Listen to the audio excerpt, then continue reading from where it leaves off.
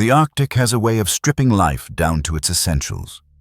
For Ethan Cole, that meant waking every morning in a one-room cabin where the only constant sound was the groan of shifting sea ice and the whistle of wind pressing against thin wooden walls.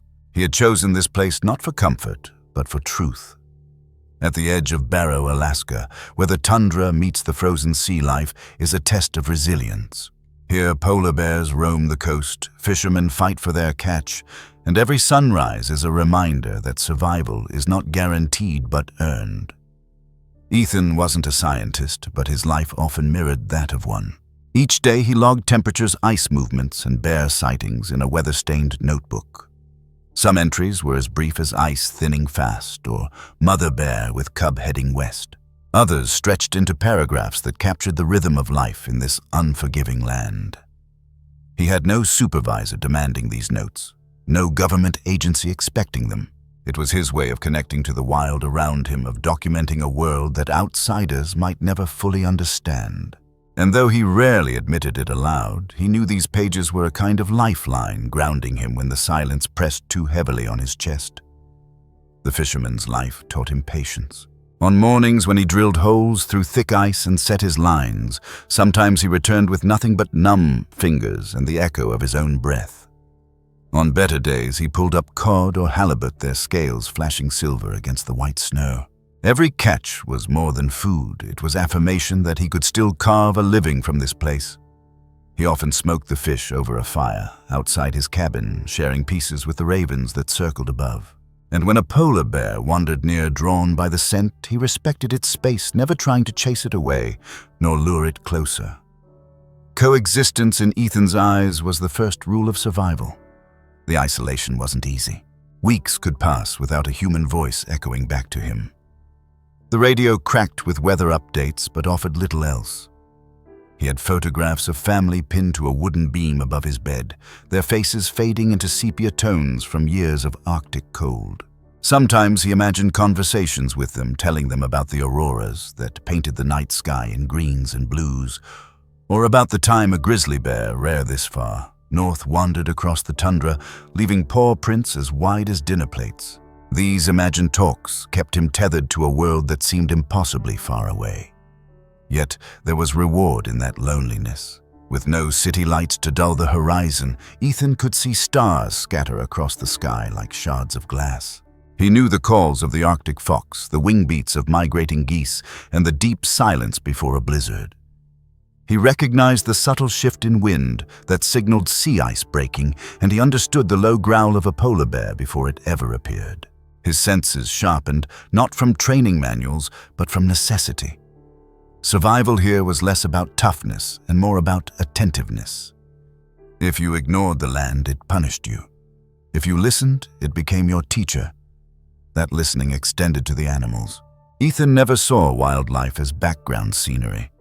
To him, each creature carried a story. A mother polar bear trudging across the ice with her cub mirrored his own mother carrying groceries across frozen sidewalks when he was a boy. A black bear, once cornered near his fishing nets, reminded him of his younger self, confused, restless, searching for direction. He often thought about how little most people understood about wild animals, how they imagined them as either monsters or mascots, forgetting that they lived lives just as complex as our own.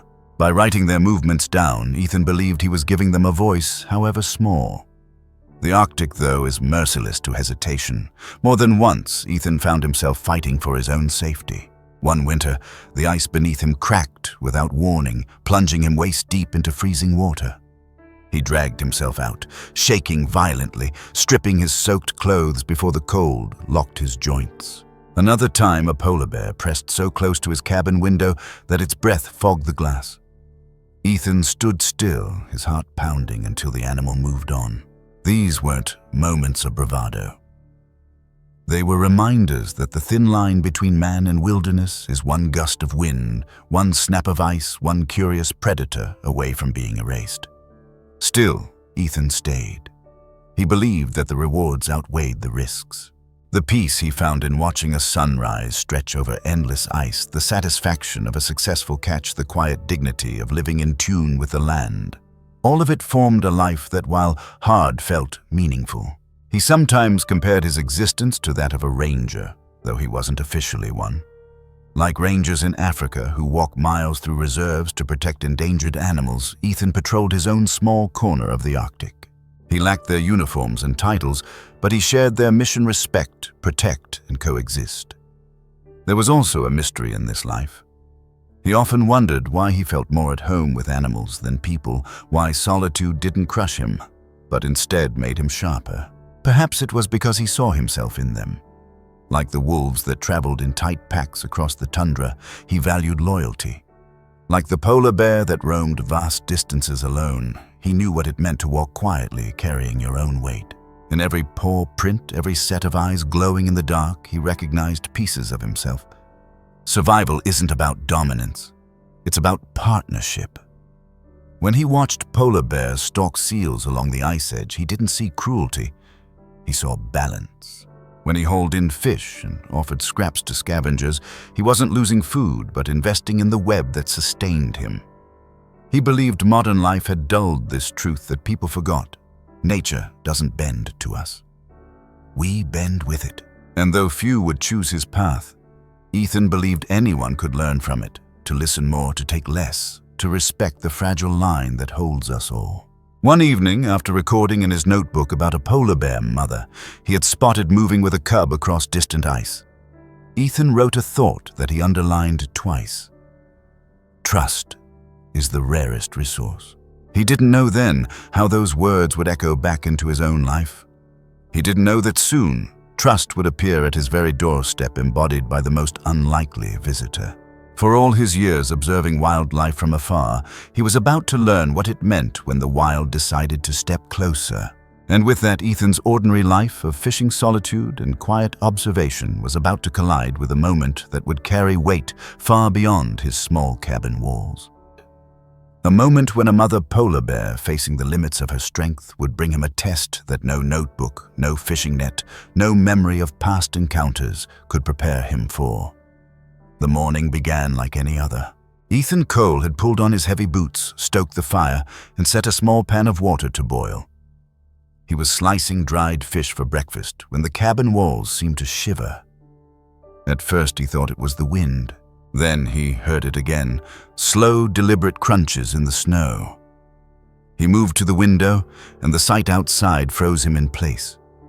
A polar bear stood in the pale light, larger than any figure his cabin had ever framed.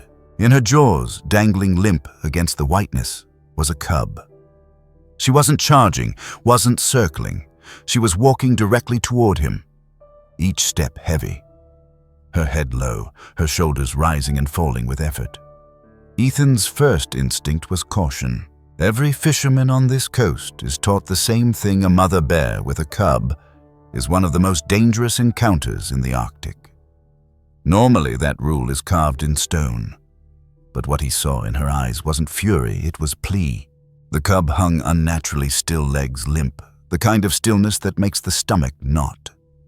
Ethan pressed a hand against the doorframe to steady himself. In years of watching wild animals, he had never seen anything like this.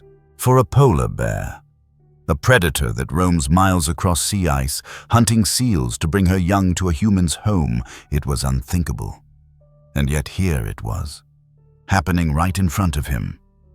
Polar bear mothers are fiercely protective. They dig dens into snowbanks, nursing cubs for months through the harshest winters. Survival depends on her milk, her warmth, her vigilance. Without her, cubs rarely live past their first year.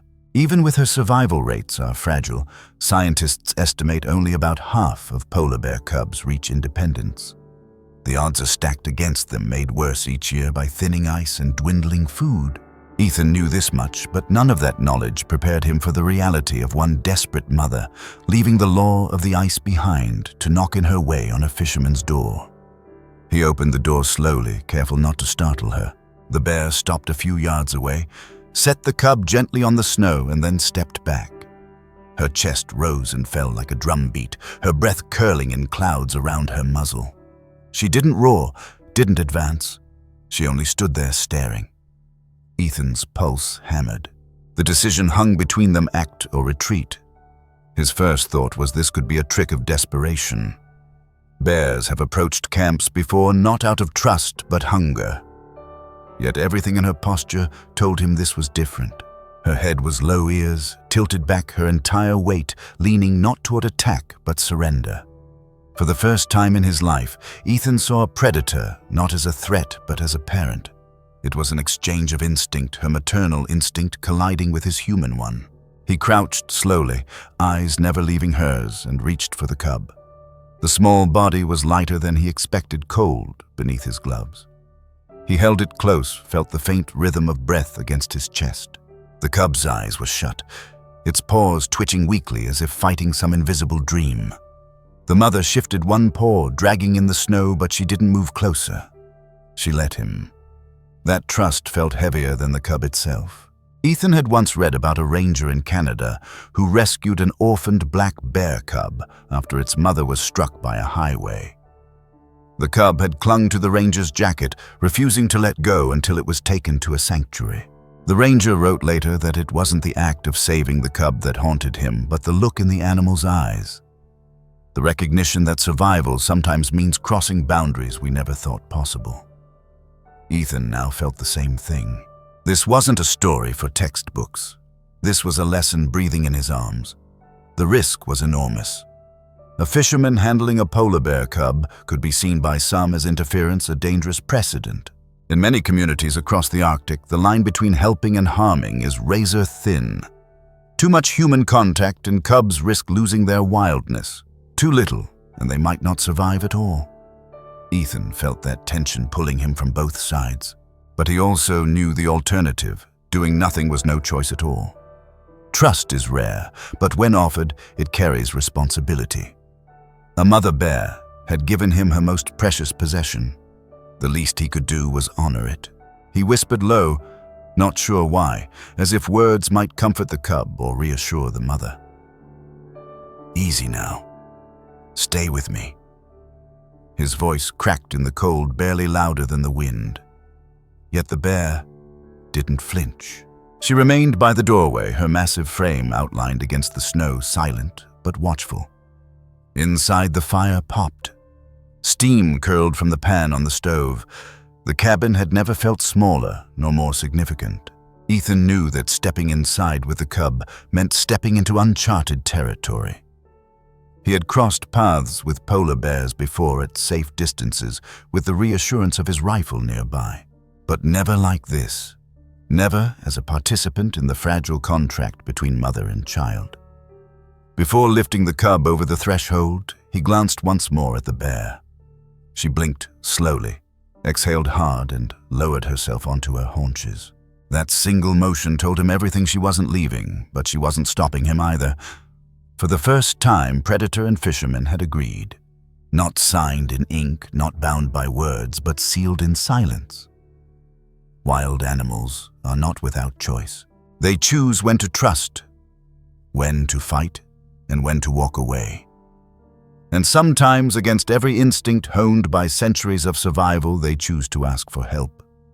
With the cub pressed against his chest, Ethan stepped into the cabin. Behind him, the mother shifted slightly, positioning herself in the doorway, her head brushing the frame.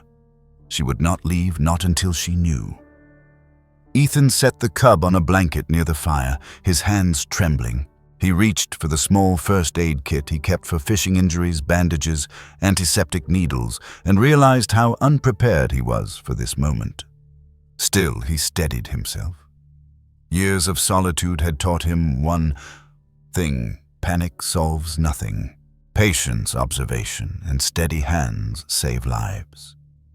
As he began the careful work of checking the cub's pulse, listening to its faint breaths, he glanced at the doorway. The mother's eyes glowed in the dim light, fixed on every move he made. She didn't growl. She didn't pace. She simply watched the weight of a species' survival balanced on his every gesture. Outside, the Arctic wind howled against the cabin, rattling the shutters.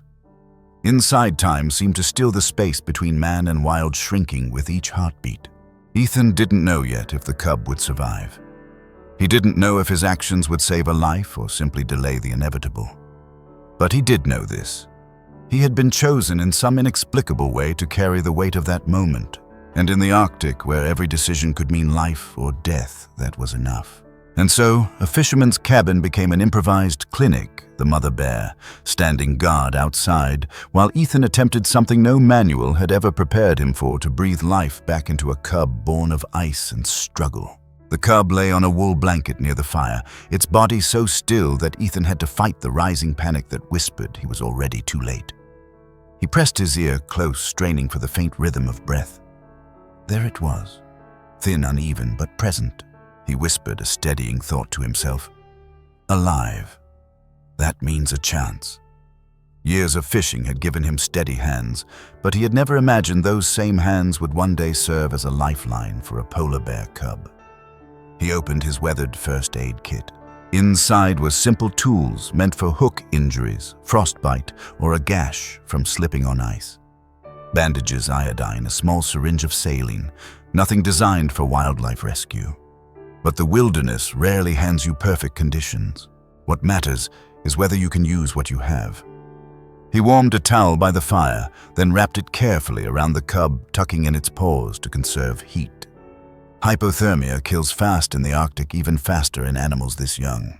Without stable warmth, no medicine would matter. Ethan had read once that polar bear cubs depend almost entirely on their mother's body heat in the first months, their fur too thin to shield them from brutal cold. It struck him now this cub had been pulled from its mother's warmth, carried through the snow, and left in the arms of a human stranger. The weight of that trust pressed heavier than the cub itself. He disinfected a small wound on the cub's leg, dabbing carefully so the sting wouldn't shock its fragile body. The mother bear shifted at the doorway, her massive head filling the frame. Ethan spoke aloud, not for the cub, not really for himself, but for her.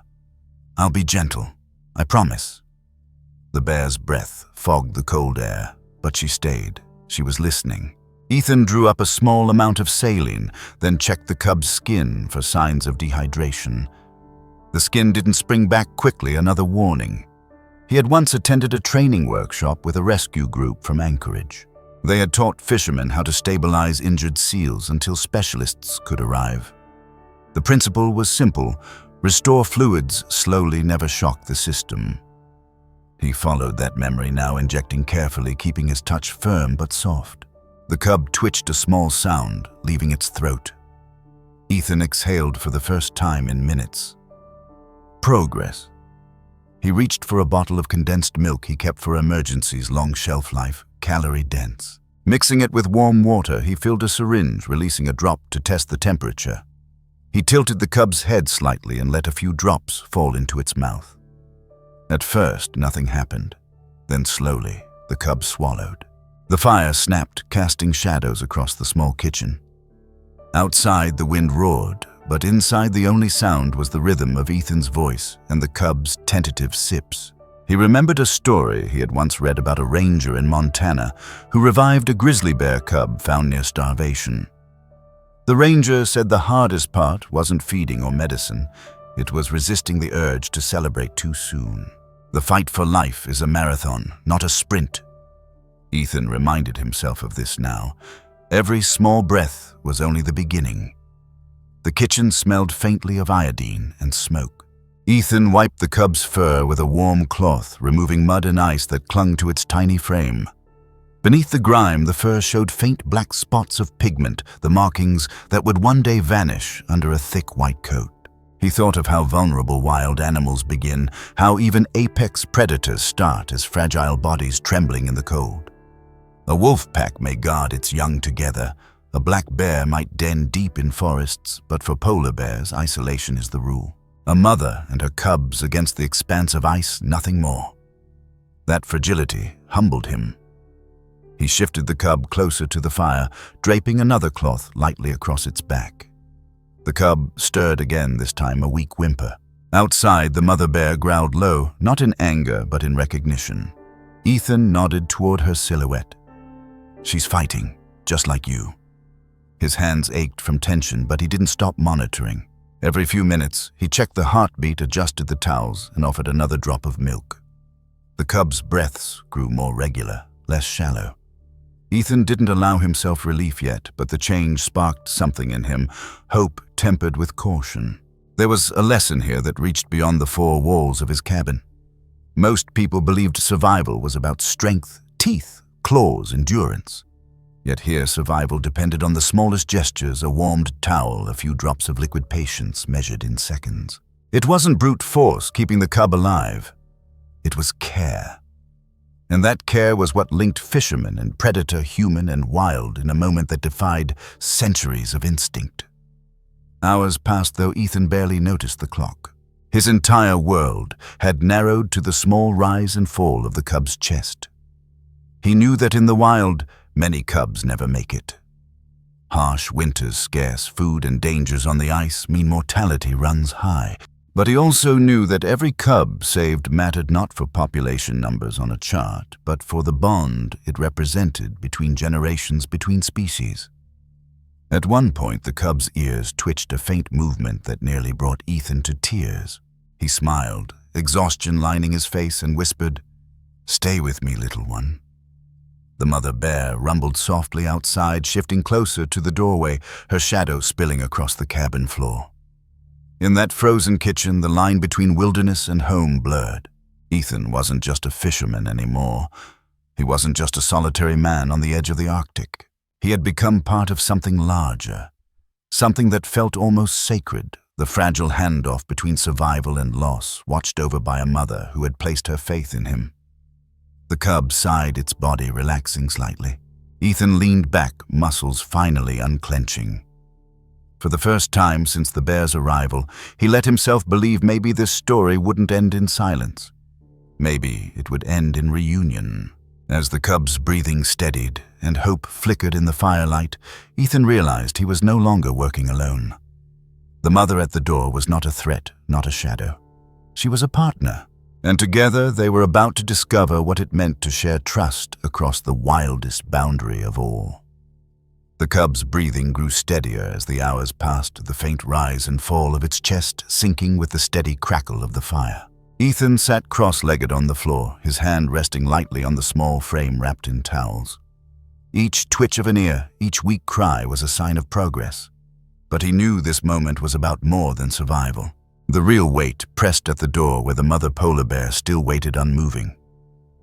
Every so often, Ethan glanced toward the doorway. Her enormous head filled the space, her eyes locked on the cub, then on him. In those eyes, he read both ferocity and surrender. She didn't enter, didn't retreat. She simply watched, as though entrusting him with something no human was meant to hold. It wasn't just unusual, it was unheard of. Polar bears are solitary, fiercely protective. A fisherman should have been the last creature she tolerated near her cub. And yet here they were, side by side, bound not by instinct, but by necessity. It reminded Ethan of a story he had once read about wolves in Yellowstone. When the wolf pack was reintroduced after years of absence, some locals feared attacks, while others expected the animals to vanish into the wilderness. But something surprising happened. A few wolves lingered near human settlements, cautious but curious. Biologists noted that trust is not impossible, it's simply fragile. A single gunshot, a single betrayal, and it shatters. Ethan understood that now more clearly than ever. Trust wasn't a gift to be taken for granted. It was a loan, and repayment meant honoring it with care. He whispered to the cub not because words mattered, but because tone did. "You're safe. She's right here." The cub stirred at his voice, a faint cry slipping past its small muzzle. The mother shifted outside, exhaling loudly, as though answering. Ethan felt like an interpreter in a conversation no one could hear, but everyone understood. The kitchen carried the scent of smoke and iodine, but layered beneath was something else. A tension that hummed like a live wire. Ethan knew he was standing in the middle of a dilemma older than any fisherman's tale. When is it right for humans to step in? And when should nature be left alone? In ranger training manuals, the answer is rarely simple. Intervening can save one life, but disrupt the larger balance. Doing nothing can honor the wild, but condemn the vulnerable. Ethan thought of a black bear cub he had once seen orphaned near Anchorage. Locals argued fiercely about whether to take it to a sanctuary. Some said rescuing it betrayed the principle of letting nature run its course. Others argued that since humans had caused the mother's death hit by a car, human responsibility demanded action. The cub eventually went to a wildlife rescue where it grew strong enough to roam a protected forest. Ethan carried that memory now as he looked at the fragile polar bear before him. Was this an intervention or responsibility? He decided it was both. He leaned back against the wooden wall of exhaustion setting into his bones and realized the mother bear hadn't blinked in hours. She stood guard, not with aggression, but with patience. In that patience, Ethan saw a mirror of his own. Two beings from different worlds, each refusing to give up on the same small life. Coexistence is possible, but it doesn't look like fairy tales. It looks like this silence heavy as snow. Every movement deliberate the air, thick with the knowledge that one wrong step could end it all. Respect was the currency keeping them together. Without it, the fragile bond would break. The cub shifted again this time, pressing weakly against Ethan's palm. He smiled, relief washing through him, then caught the mother's gaze once more. For the first time, he thought he saw not just worry, but something deeper recognition. Perhaps she understood he wasn't stealing, her cub wasn't trying to own or tame it. He was keeping it alive long enough for her to reclaim it. That realization filled the small room with a quiet reverence. Ethan thought of how rare such moments were. Around the world, most human wild encounters end in conflict. Wolves, hunted out of fear, grizzlies shot when they wander too close to towns. Polar bears driven inland by melting ice, clashing with communities unprepared for their presence. Trust is the exception, not the rule.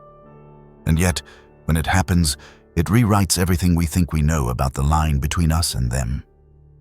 The fire burned low, casting long shadows across the walls. Ethan added another log, sparks rising, and whispered again, "Almost there. Don't quit now." The cub gave a tiny grunt, then settled back into sleep.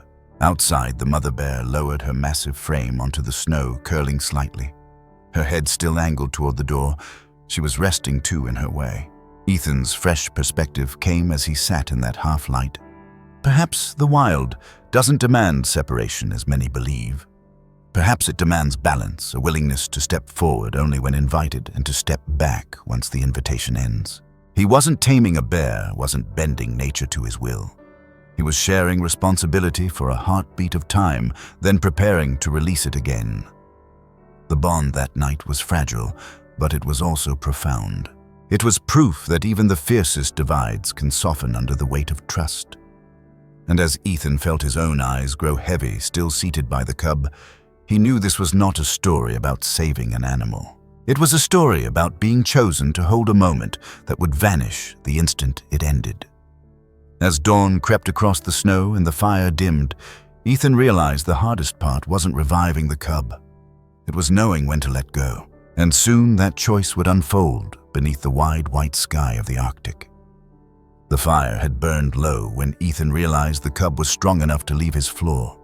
Its breaths were steady now, its movements more deliberate. The moment he had both longed for and dreaded was here. He glanced toward the door where the mother polar bear still waited, her massive frame blocking the wind. She hadn't moved through the long hours, not even when snow drifted across her fur. She had trusted him this far. Now it was his turn to trust her. He lifted the cub, gently wrapping it once more in the wool towel. It blinked groggily, then gave a faint cry, the kind of sound only a mother could answer. Outside, the bear rose instantly, head snapping to attention. Ethan felt the weight of that connection stretch between them. The cub squirmed in his arms, sensing the nearness of its mother. Stepping outside, the cold hit him like a wall. He crossed the few feet of snow, kneeling so the cub could touch the ground on its own. At first, it stumbled, legs weak from hours of stillness, but then it pressed forward, dragging itself toward the bear, waiting ahead. She lowered her head, nudging her cub's flank, licking its fur with slow, deliberate strokes. Ethan stayed crouched, his hands open at his sides, watching without interfering. This was the reunion he had prayed for, and it carried a lesson sharper than any knife in his fishing kit. Care doesn't mean keeping. It means restoring enough strength so life can continue where it belongs. In wildlife rescue, rangers call this the principle of release. The goal isn't to create dependence, it's to return wild animals to the rhythms of their own world. Ethan thought of the orphaned black bear cub he had once read about in Montana. The rangers there had bottle-fed it, cared for it, and then faced the hardest choice of all, opening the gate when the cub was strong enough to survive on its own. The ranger who wrote about that moment said he cried as the cub walked away because love in the wild is measured by how gracefully you let go. Ethan understood him now in a way he never had before. The cub, still wobbly, collapsed into the snow halfway to its mother. Ethan chuckled softly, despite the lump in his throat, then walked forward, scooped it up once more and set it down at her paws. She sniffed him, then her cub, then back at him again. For a breathless second, he wondered if she might strike out. Instead, she lowered her head and licked the cub's ear, then guided it beneath her body, where her warmth could shield it again. Ethan backed away slowly. His boots crunched in the snow, but the bears made no sound. He knew this was the line, the one every rescuer, ranger, and fisherman has to respect. Too much presence, and the bond of trust would turn to fear. Too little, and the cub might not have made it through the night. The balance was fragile, but it had held. As the mother settled down in the snow with her cub tucked against her, Ethan fetched a small bowl of fish scraps from inside and set it nearby. He wasn't feeding them polar bears, hunt seals, not cod, but he wanted to offer something symbolic, a gesture of thanks. The mother sniffed, ignored the food, and focused solely on her cub. Ethan smiled. That was as it should be. He thought about how easily the story could have ended differently. A frightened fisherman firing a rifle. A mother bear chooses aggression instead of faith. A cub too weak to respond. But instead, against all odds, the Arctic had offered him a glimpse of something better, coexistence born not of dominance, but of shared vulnerability.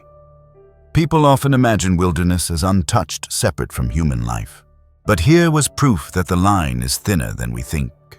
Sometimes the wild doesn't need us to conquer it or save it, it just needs us to recognize when to step in and when to step back. The sun rose higher, casting long streaks of light across the snow. Ethan stood for a long while, watching the bears rest together. The cub twitched in its sleep, pressing closer to its mother's side. The mother finally closed her eyes, the tension in her frame easing. They looked like any other family.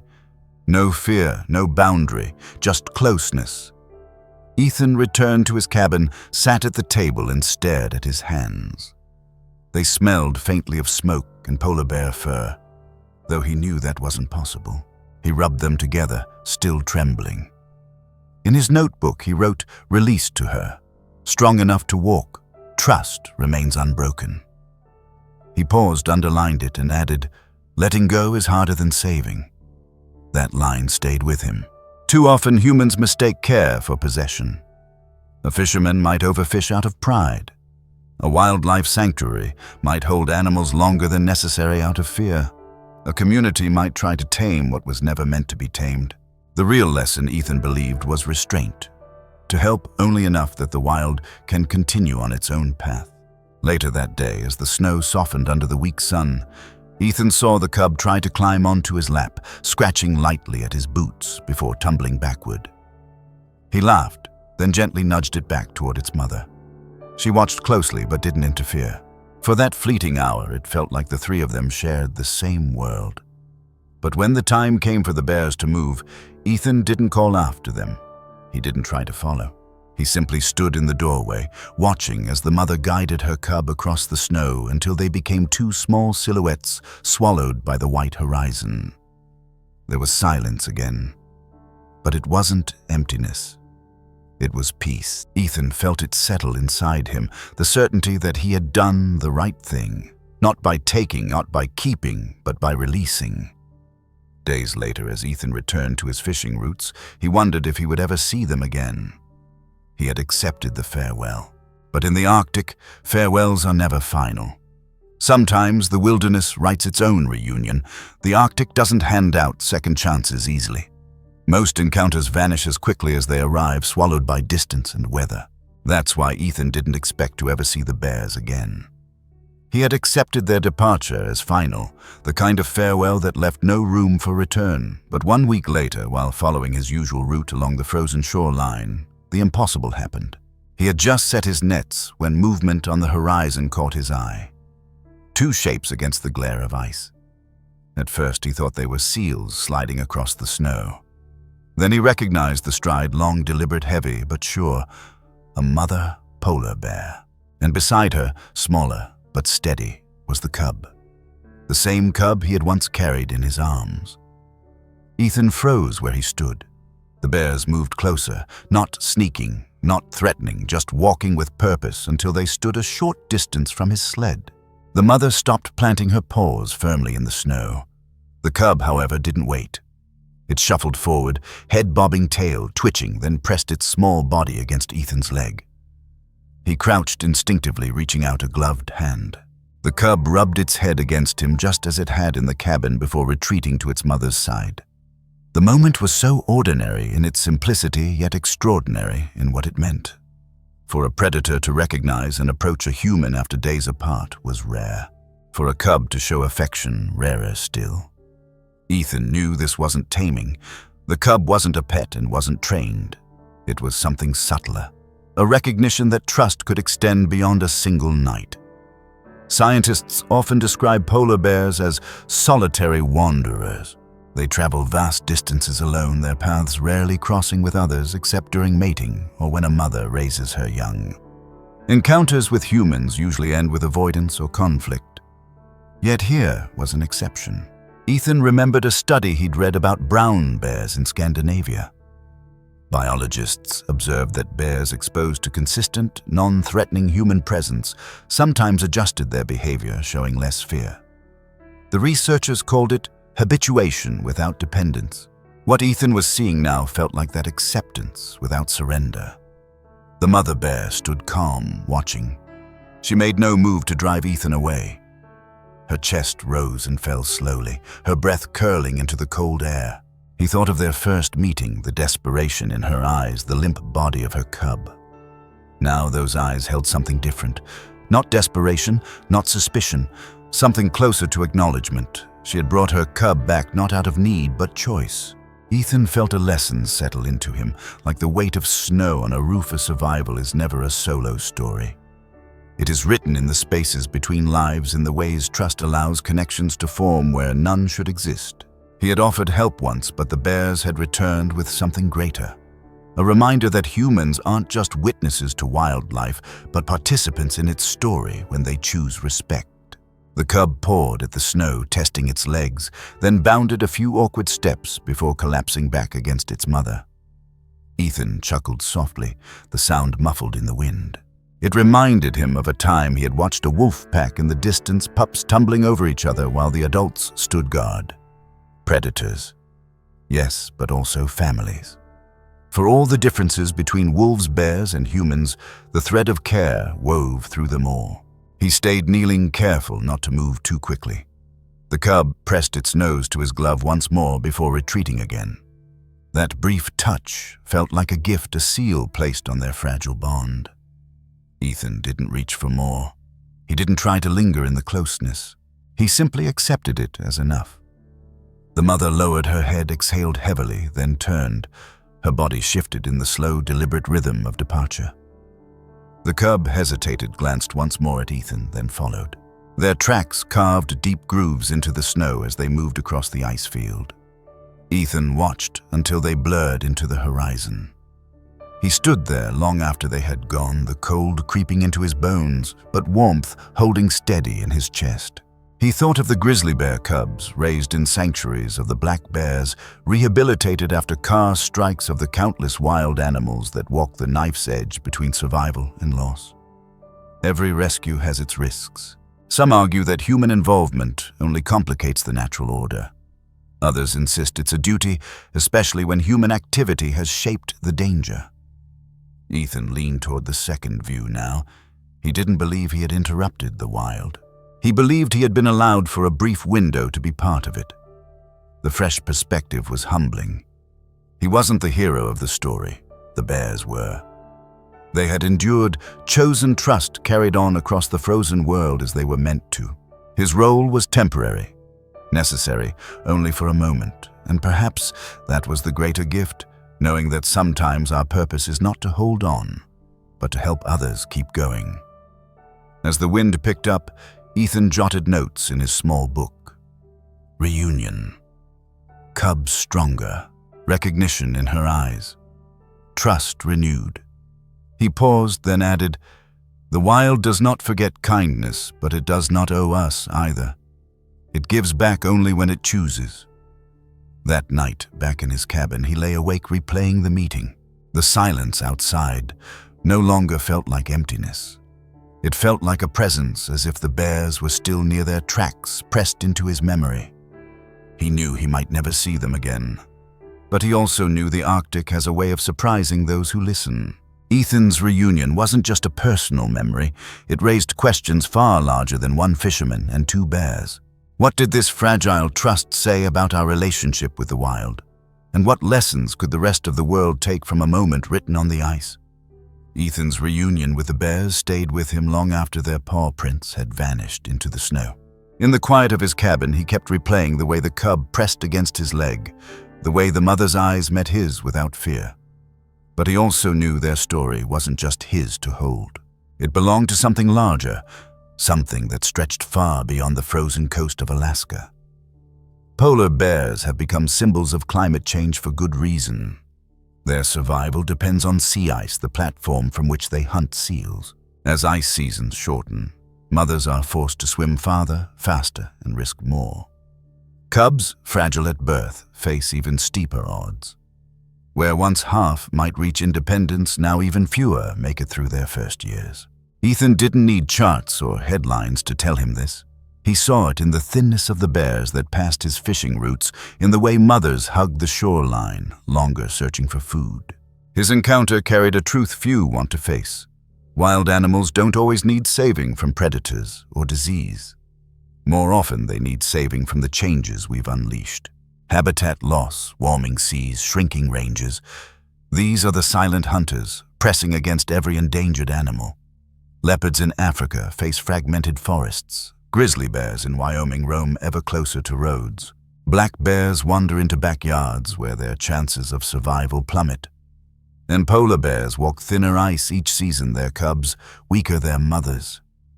Desperate, Ethan scribbled in his notebook one night. If trust is possible between a fisherman and a polar bear, what else is possible between people in the wild? He underlined it twice. That line felt less like a personal reflection and more like a question for the world. He thought of the rangers he had read about in Africa, men and women walking endless miles through reserves to guard lions, elephants, and leopards against poachers. Many face danger daily, yet they keep going because they know every animal saved is part of a bigger chain.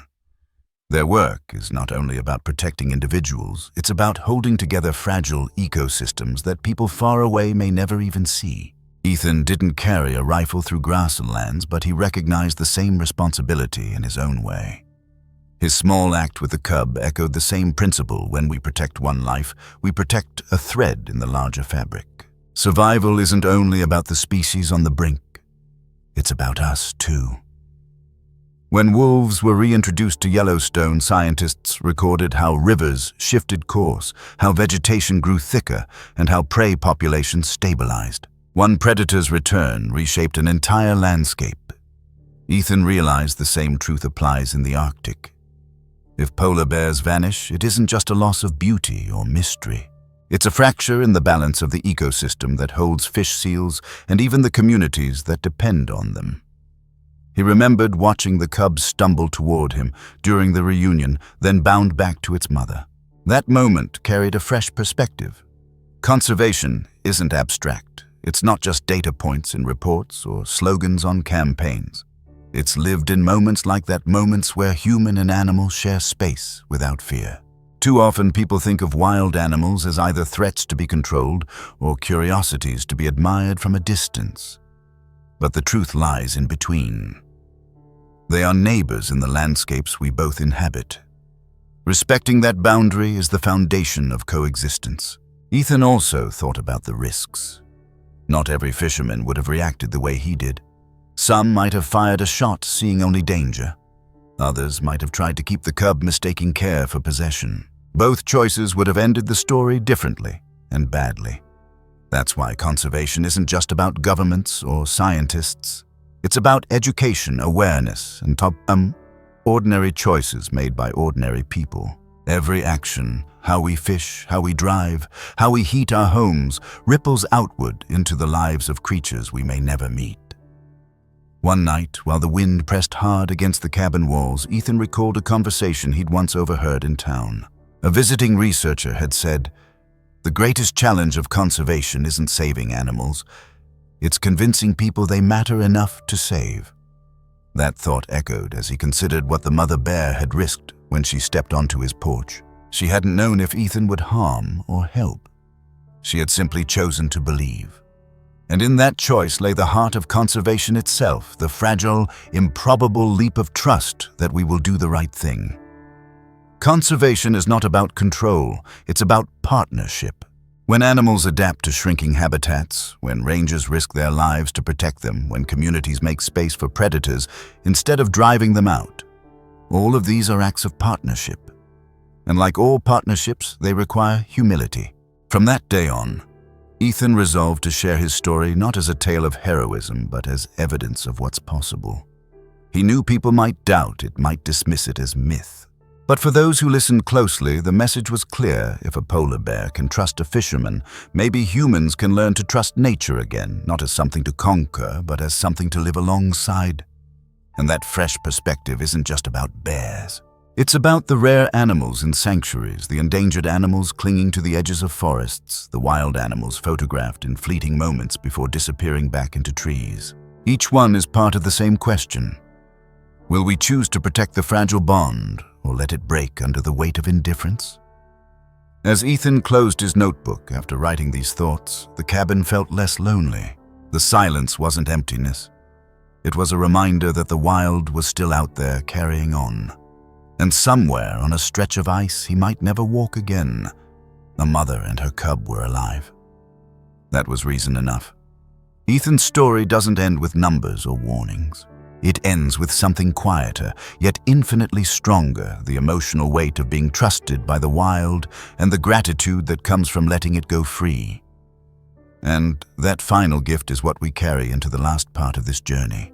Nights in the Arctic always ended the same way for Ethan.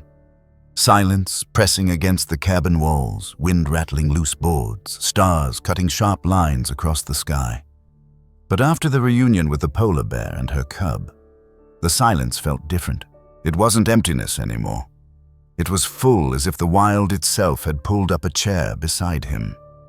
He sat at his wooden table, notebook open, pencil resting between fingers still marked by calluses from fishing nets. He wrote slowly. Some moments you hold, some moments hold you. Then he closed the book, sat back, and let the thoughts stay with him. For days he kept replaying the cub's small body pressed against his leg, the way the mother lowered her head in recognition. He knew he hadn't saved the species. He hadn't ended climate change. He hadn't changed the odds that most polar bear cubs face, where only a fraction live long enough to hunt on their own. What he had done was far simpler and perhaps more mysterious. He had been trusted. That trust carried weight heavier than ice floes because it wasn't his to own. It was borrowed, fragile, and it demanded that he live differently. He thought about the rangers in distant lands who had carried similar weight. In Africa, men and women walked each day through reserves, protecting leopards from poachers even when the danger was real. In Montana, biologists tracked grizzlies to keep them safe from traffic and conflict with ranchers. In small towns across North America, wildlife rescue teams bottle-fed black bear cubs, knowing that every sip mattered for survival. All of them shared the same quiet knowledge. Ethan had stumbled into conservation isn't a grand gesture. It's thousands of small choices made in silence, often unseen. That lesson became personal. Each morning he rose to fish. He no longer saw the shoreline only as a place to set his nets. He saw it as part of a larger story, one where wild animals, endangered animals, rare animals, even the ones people rarely notice, were all threads holding the Arctic together. A seal slipping into the water wasn't just prey for a predator. It was part of the chain that sustained the polar bear cub he had once held. A wolf pack crossing distant ice wasn't just a spectacle. It was a reminder that survival is collective. Even the scavenging ravens circling his catch carried meaning. Everything mattered, and every action rippled outward. Sometimes he asked himself what would have happened if he had done nothing that night. If he had turned away, bolted the door, and let the cub's weak body fade into stillness. He realized the answer wasn't about whether the cub survived or not. The answer was about what kind of person he wanted to be. Did he want to be someone who turned away from trust or someone who honored it? That question lingered like a mirror, not only for him, but for anyone who had ever crossed paths with the wild.